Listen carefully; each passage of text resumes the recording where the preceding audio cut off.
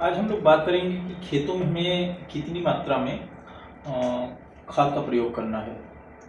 क्योंकि किसी भी फसल उत्पादन के लिए हम बात करें तो सबसे जो महत्वपूर्ण चीज़ें होती हैं कि हमें पोषक तत्वों की उपलब्धता कैसे खेतों में उसकी पूर्ति करनी है, साथ ही साथ कितनी मात्रा में हमें खाद का प्रयोग करना है।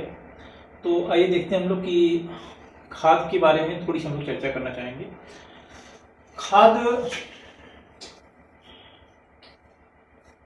जिसको हम लोग मैन्योर भी बोलते हैं, ये होता क्या है? तो जो भी हमारे पास पशुओं के अपशिष्ट हैं या फिर फसल के जो अपशिष्ट हैं, वनस्पतिक जो चीज़ें होती हैं हमारे पास, उनको सड़ाने गलाने के बाद जो भी चीज़ें हमारे पास उपलब्ध होती हैं, ये हमारे कहीं न कहीं से खाद के रूप में प्राप्त होते हैं। तो इसमें दो प्रकार की खादें हम लोग प्रयोग करते हैं, खास करके जो भी पशुपालक हैं या जो भी किसान हैं, इनके पास दो प्रकार की खादें सब प्रत्येक किसान के पास देखने को मिलती हैं। इसमें एक आता है हमारा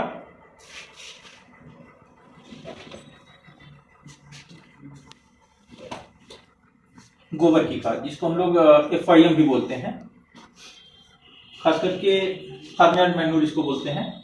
और एक दूसरी होती है हमारी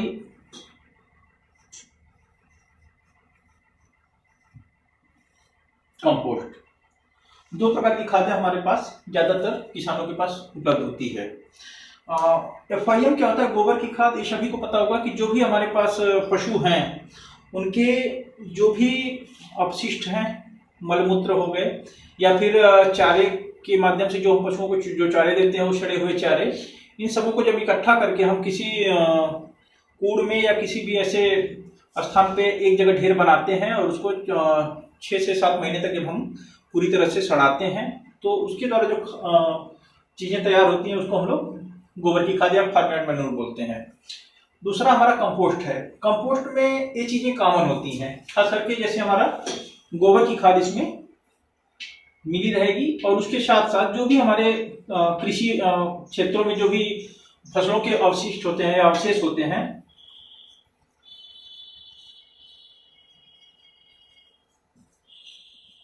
फसलों के अवशेष हो गए,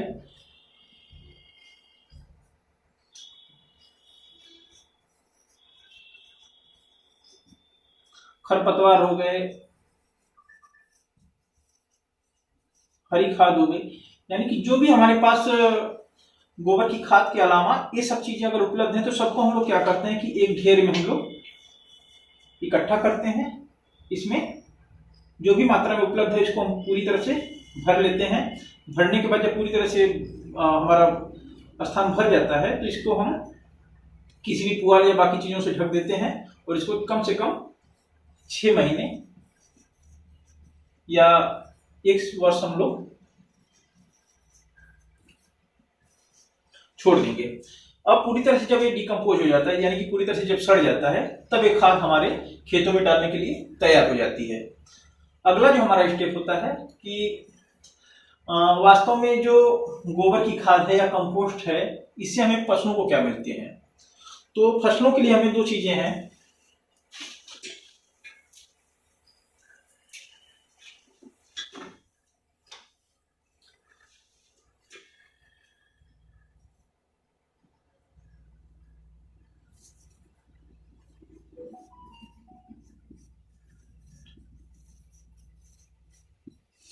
गोबर की खाद में मुख्यतः जो हमारे 16 पोषक तत्व हैं,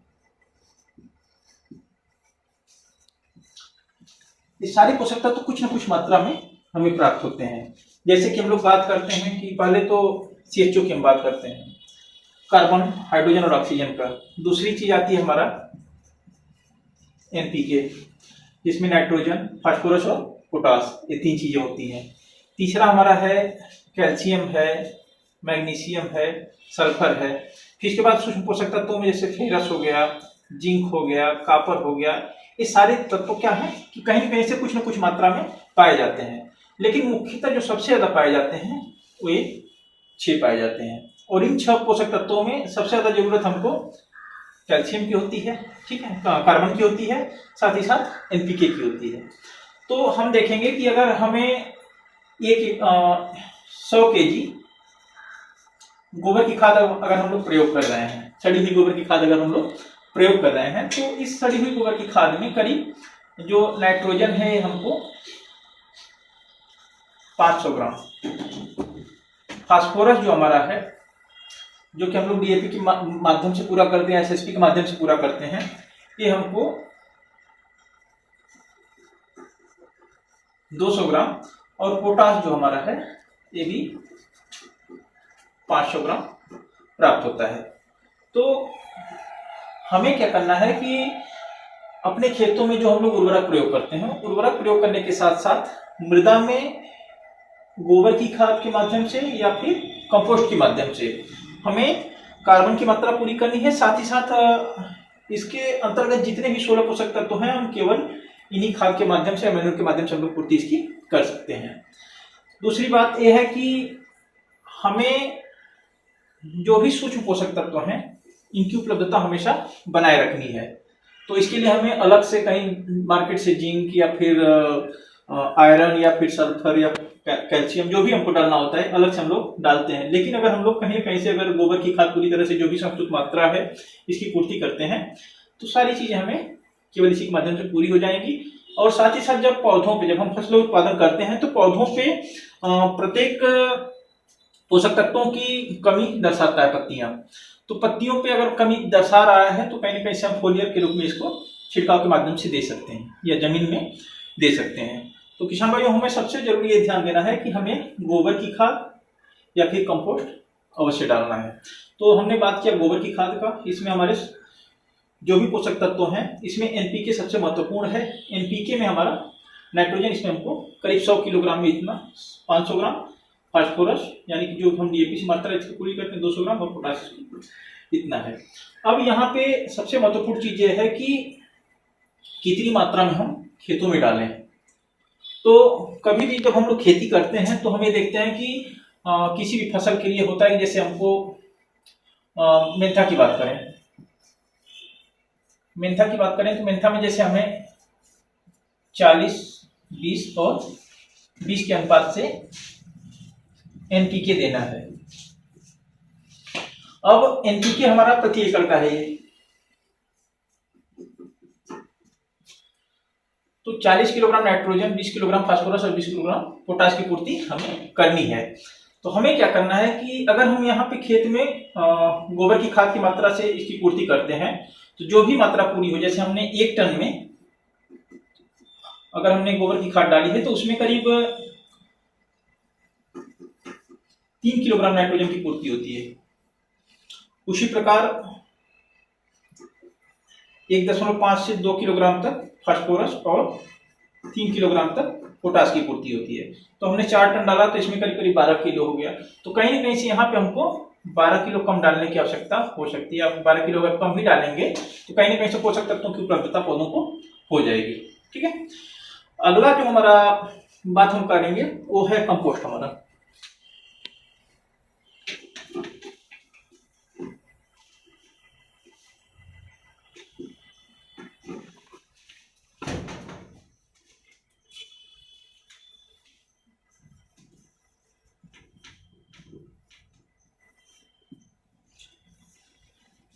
कंपोस्ट में जैसे हमने बताया कि कंपोस्ट के अंतर्गत गोबर की खाद, फसलों के अवशेष या फिर पशु पक्षियों की जो भी अपशिष्ट हैं, फिर सड़े हुए खरपतवार या जो भी चीजें हरी खादें हो गई, इन सबको इकट्ठा करके जब हम किसी ढेर में भरते हैं, तो हमारा कंपोस्ट कहलाता है। इसमें कुछ मिट्टी की भी मात्रा होती है, और कहीं ना कहीं से आप देखेंगे कि जब पूरी तरह से सड़ जाता है या डिकम्पोज हो जाता है, तो खाद की अपेक्षा, जो गोबर की खाद है उसकी अपेक्षा इसका वजन ज्यादा होता है।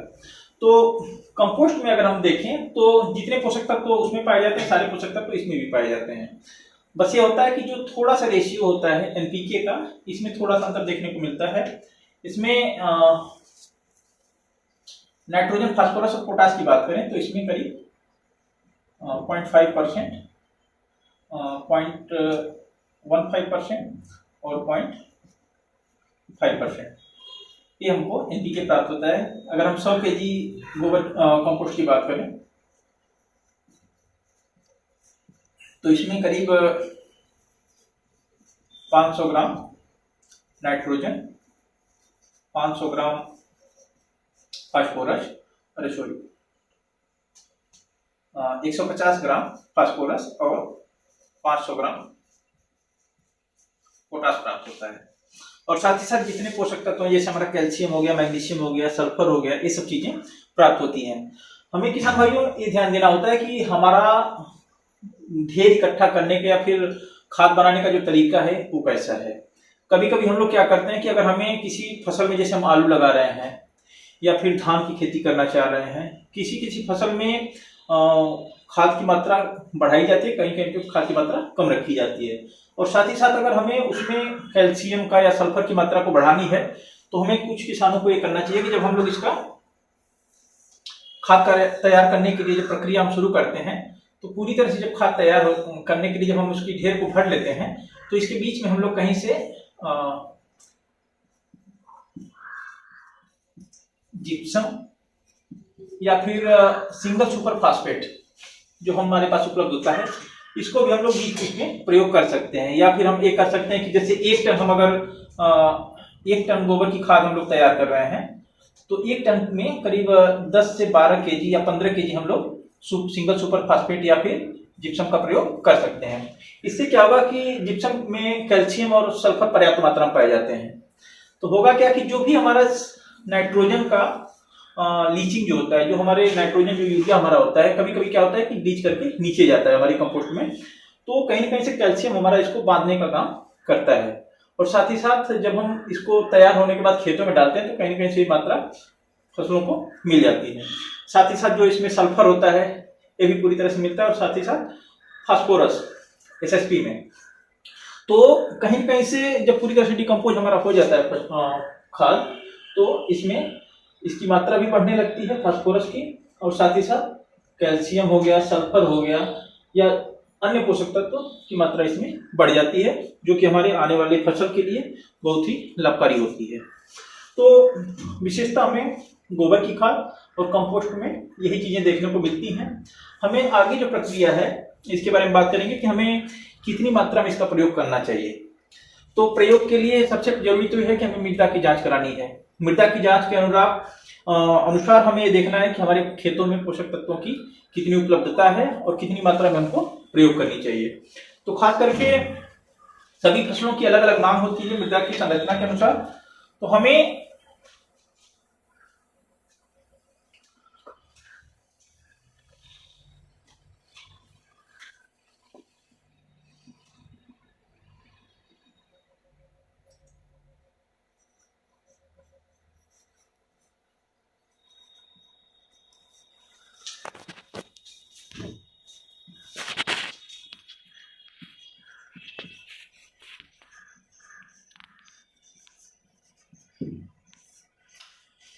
मान लीजिए हमारे फसल चक्र में ये सारी चीजें आ रही है कि हम आलू लगाएं, धान लगाएं, फिर इसके बाद आलू लगाएं, आलू लगाने के बाद मेथा लगा रहे हैं, या फिर धान के बाद हम लोग सरसों लगा रहे हैं। ठीक है, तो है क्या कि कोई भी फसल हम लोग लें, मृदा की जांच जब भी हम लोग कराएं तो इसमें जितनी मांग है, खास करके सब्जियों में, आलू में, इन सब फसलों में गोबर की खाद का या कंपोस्ट का प्रयोग हमको ज्यादा करना होता है अपेक्षाकृत जो भी दाने वाली फसलें हैं इसकी अपेक्षा।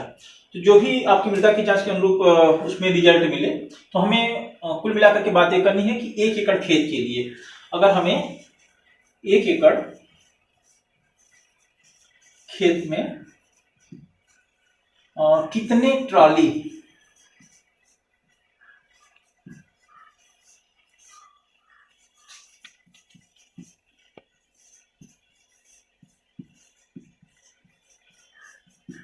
खाद देनी चाहिए, तो इस पे हम लोग बात करेंगे आज।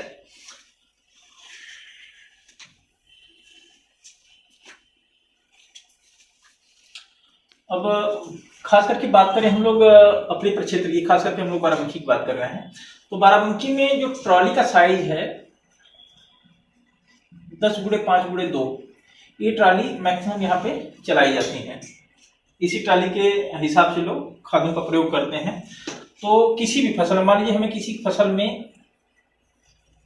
4000 किलोग्राम प्रति एकड़, या फिर हम लोग बोल सकते हैं कि 4 टन प्रति एकड़ खाद प्रयोग करनी है।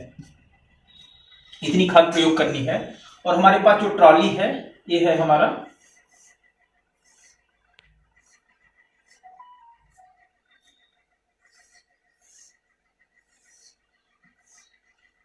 जिसकी साइज 10 है,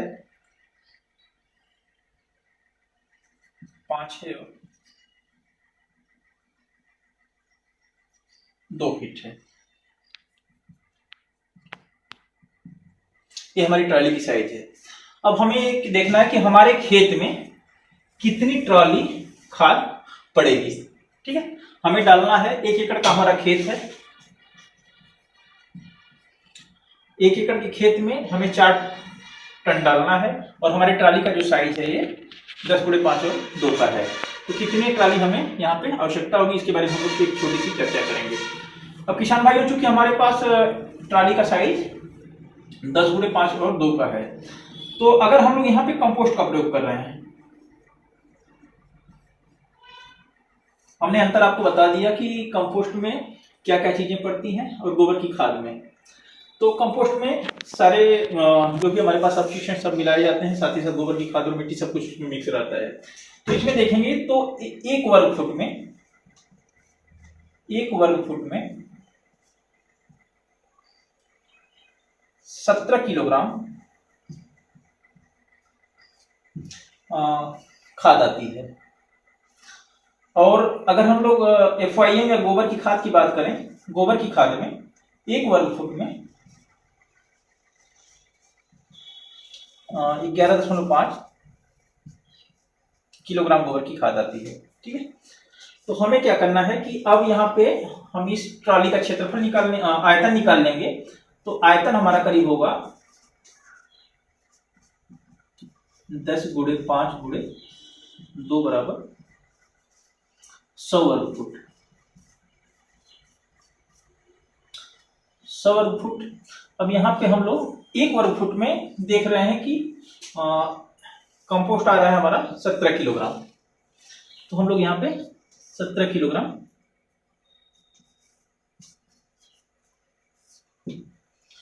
कंपोस्ट की गणना कर लेंगे। अब 100 में 17 की गुणा कर लेंगे तो करीब 1700 किलोग्राम हमारा कंपोस्ट आएगा।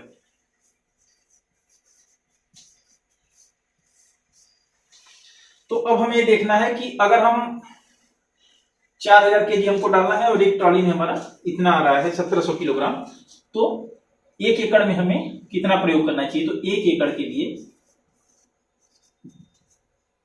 4000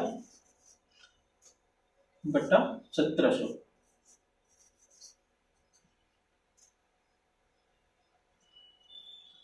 तो 17 दूना 34 और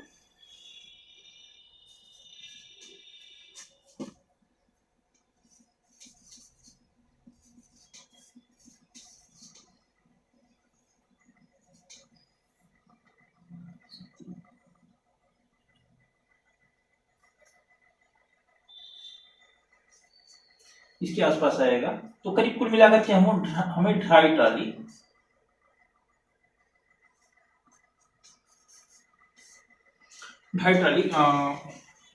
प्रति एकड़ में हमें कंपोस्ट का प्रयोग करना पड़ेगा। ये हो गया हमारा कंपोस्ट। दूसरी हमारा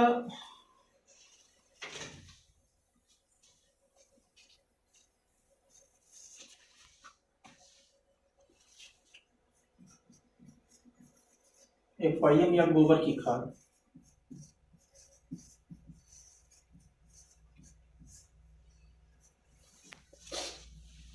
गोबर की खाद के लिए अब हमारा ट्राली का साइज यही है, तो इसकी मात्रा हमारी जो हो जाएगी 100 वर्ग फुट। अब एक ट्राली में हमारा 1 किलोग्राम में 1 वर्ग फुट में हमारा 11.5 किलोग्राम आता है। तो इसको हम लोग यहाँ पे गुणा कर लेंगे 11.5 का, तो यहाँ पे हमारा 1150 केजी प्रति ट्राली हो गया।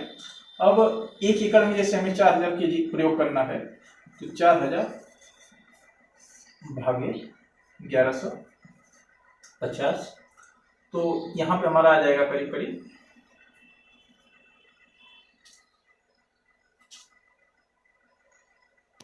3.5 ट्रॉली। तो कुल मिलाकर के हम लोग 3.5 या 3.5 ट्रॉली डाल सकते हैं, या बढ़ा करके थोड़ी मात्रा हम लोग 4 ट्रॉली तक इसकी कर सकते हैं। तो किसान भाइयों, हमें कुल मिलाकर के ये ध्यान देना है कि अगर हमें इतनी मात्रा पूरी करनी है, हमारे पास कंपोस्ट उपलब्ध है, तो कंपोस्ट हमारा करीब 2.5 ट्रॉली पड़ेगा, क्योंकि इसका वजन थोड़ा सा ज्यादा है। और अगर हम लोग FIM का प्रयोग कर रहे हैं तो FIM हमारा 3.5 ट्रॉली आएगा। ये केवल हमारा एक तरीका था कि हम लोग कैसे इसकी गणना करेंगे।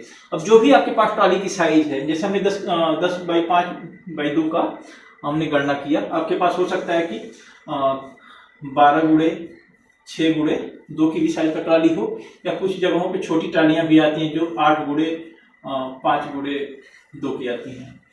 तो जो भी आपकी ट्रॉली का साइज हो उसकी आप गणना कर लीजिए, और उसी में कुल मिला करके अगर गोबर की खाद है तो 11.5 से गुणा कर लीजिए, और अगर कंपोस्ट हमारे पास है तो 17 से गुणा कर लीजिए। पूरी मात्रा एक ट्रॉली की निकल जाएगी। अब 4000 kg डालना है, 8000 kg डालना है, जितना भी मात्रा आपको डालना है एकड़ के अनुसार या हेक्टेयर के अनुसार, तो आप उसी में से इस एक ट्रॉली की का हम लोग भाग दे देंगे, और हमारा ये निकल करके आ जाएगा कि हमें कितने ट्रॉली 1 एकड़ में या 1 हेक्टेयर में या 1 बीघे में प्रयोग करना है। ये सारी चीजें आपके पास आ जाएंगी। तो आज हमने ये सीखा कि पोषक तत्वों की उपलब्धता क्या क्या हो सकती है खाद के माध्यम से। खाद हमारे पास जो उपलब्ध होते हैं, खास करके गोबर की खाद या फिर कंपोस्ट, इन चीज़ों के बारे में हमने चर्चा किया।